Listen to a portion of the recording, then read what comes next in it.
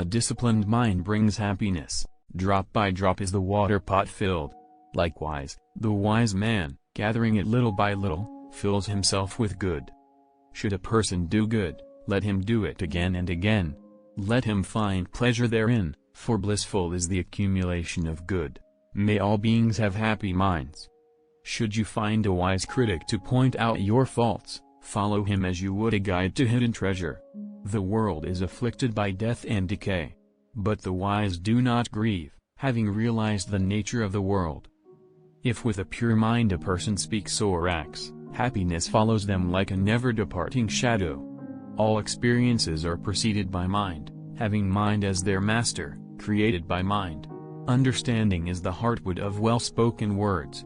Just as a solid rock is not shaken by the storm, even so the wise are not affected by praise or blame.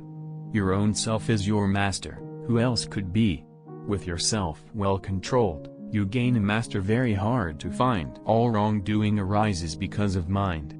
If mind is transformed, can wrongdoing remain? Whatever is not yours, let go of it.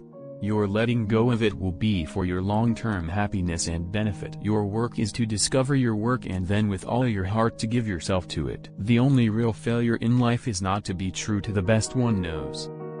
One moment can change a day, one day can change a life, and one life can change the world.